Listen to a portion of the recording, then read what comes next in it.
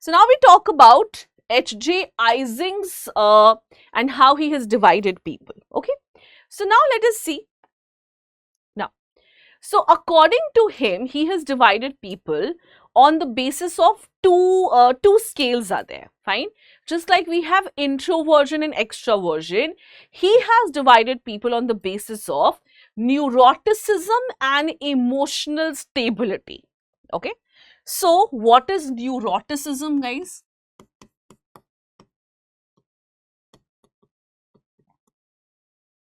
So neuroticism is an exact opposite of emotional stability.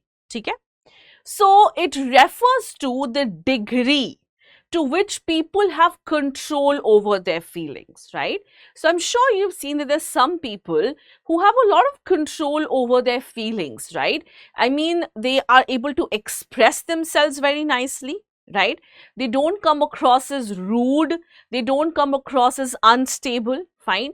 They also know how to control their emotions in a certain setting, isn't it? And only when they feel safe and only when they feel okay, that okay, this is a safe space and here we can actually talk about something, here I can express myself, that is where they will actually express themselves, right?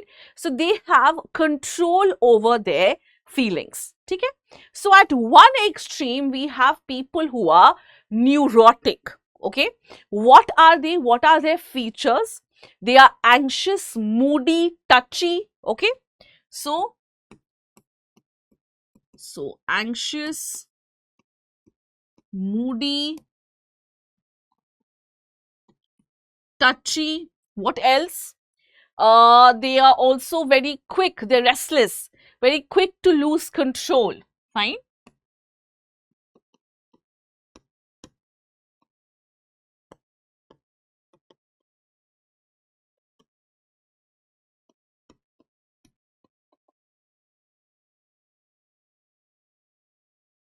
These are the features of a person who is very high on neuroticism, guys. Fine. So these are people who are very emotionally unstable. Okay. So they are very anxious, very moody. I'm sure you have such people in life who are very moody. One moment they're absolutely fine, the other moment they're shouting at you, right? They're also very touchy. You don't know what is going to hurt them, right?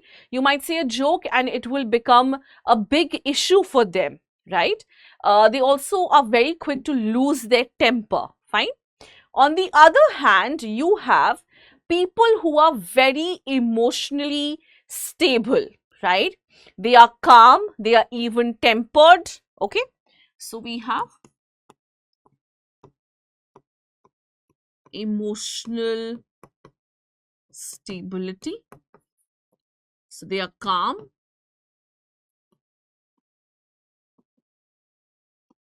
even tempered, fine.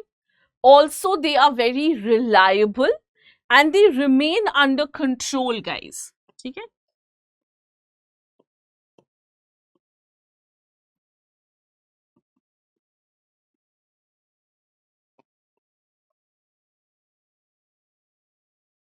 So, what do you mean by that they're reliable and that they remain under control? So, see, because they are such even tempered people and they know how to control their emotions, so you can rely on them, isn't it? Okay, let's take an example. I'm sure we both have such parents, isn't it? Like we have both parents, right? So there is one parent, right, who you would go to and you would share everything, isn't it? It can be mother or it can be father, okay? And then there's one parent who you are scared to go to. Why? Because you don't know how they will react. You don't know what will they say. You don't know what if they get angry, what if they hit you. That doesn't happen, but what if they hit you, right?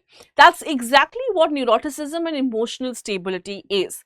Generally, mothers are on the emotionally stable side. Sometimes fathers can also be. So when you so whichever parent you are comfortable with, in sharing your emotions and your problems, etc., that person is obviously more emotionally stable because they will be able to understand you. They will be able to control their feelings. Even if they're getting angry, they will control because you are sharing something. And if they get angry, you will stop sharing, isn't it? So that is what is known as your emotional stability and neuroticism. Fine. Introversion and extroversion is something which I have already explained. So I'm not getting into that once again. We've had this discussion yesterday only. Okay? Now, okay. Now, in his later work, Ising had added one more dimension, okay, which is psychoticism versus sociability, okay. So, apart from introversion, extroversion, he has added one more dimension, which is what? Psychoticism versus sociability.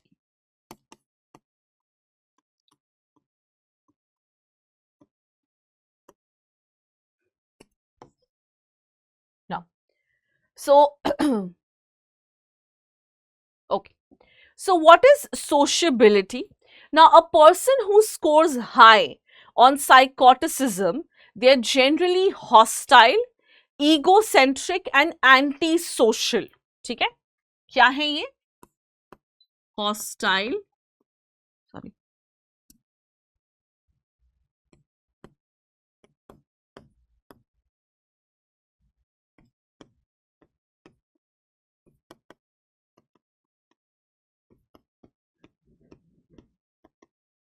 Okay. So now these people again don't know how to act in a social situation. Fine. If they don't like something, they will get really, really hostile. All right. They are absolutely egocentric. They just want their things to be done, and that's it. And they're not very social people. They don't do so well in social gathering. Okay. And sociability is the exact opposite of that. These are people who are sociable. These are people who do well in social gatherings. These are people who know how to handle social gatherings, isn't it? So that is another dimension which he has added, okay? Now he also developed a test which was known as your Ising's personality questionnaire.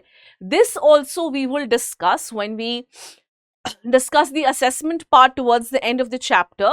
We will be discussing this as well. Okay?